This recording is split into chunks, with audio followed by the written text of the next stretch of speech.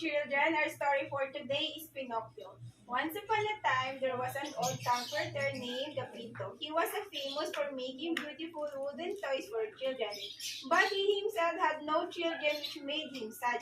So one day, Gapito thought, I will make a wooden boy for myself. He started carving a puppet boy from a lot of wood and gave it movable limbs and mouth. Gapito named in Pinocchio. That night, a bright star passed by his window. Gapito watched the bright star. I wish Pinocchio was a real boy of my own, but I know it's not possible after the Gapito went to sleep. That star was actually a fairy who listened to the Gapito wish. She swung her magic wand and fulfilled Gapito's wish.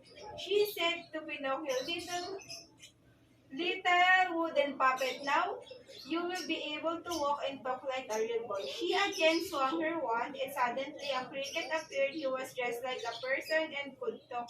The fairy said that the cricket would be his friend. In the morning, Gapito saw that Pinocchio was sitting and blinking his eyes. He was tall and seeing Pinocchio alive. Gapito jumped in joy and said, I'm very happy that you are alive. He took care of Pinocchio like his child and one day decided to send Pinocchio to school when he had grown up. Gepetto sold out of his warm coat to buy Pinocchio his new school book. One day, Pinocchio met a fox and a cat who pursued him to come to the fair with him, even though the cricket denied the idea. Pinocchio sold his book to get a ticket. At the fair, the people loved him as a strict puppet and made lots of money. The puppet master saw it has a money-making opportunity and locked Pinocchio in a cage.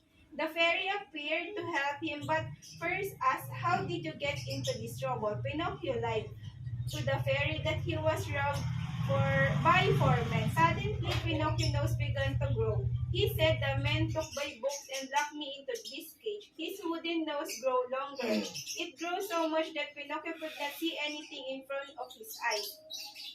This horrified Pinocchio. The fairy explained, whenever you will lie, your nose will grow longer. This means you lied me. Pinocchio immediately apologized to the fairy and she rescued him.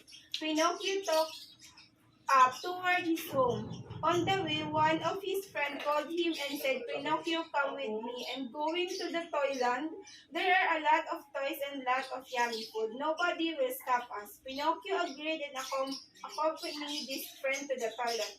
He ate lots of chocolates and played many games. After a few days, Pinocchio and the cricket noticed many boys had disappeared from the toilet. Suddenly, Pinocchio noticed that his hair had grown up like a donkey and he had a tail. Pinocchio and Cricket wondered what was happening. Soon they come to know that the owner of the toilet sold donkey in the market. He turned children into donkeys and sold them at high price. Pinocchio immediately escaped and started running back when Pinocchio was returning home. He found out that Gepetto had gone to the sea to find him. There he got stuck in storm and got lost. Pinocchio was shocked to hear this and ran towards the sea in search of his father. Since Pinocchio was made of wood, he did not drown in the water. When Pinocchio was seeming to find Gepetto, a large fish suddenly swallowed him.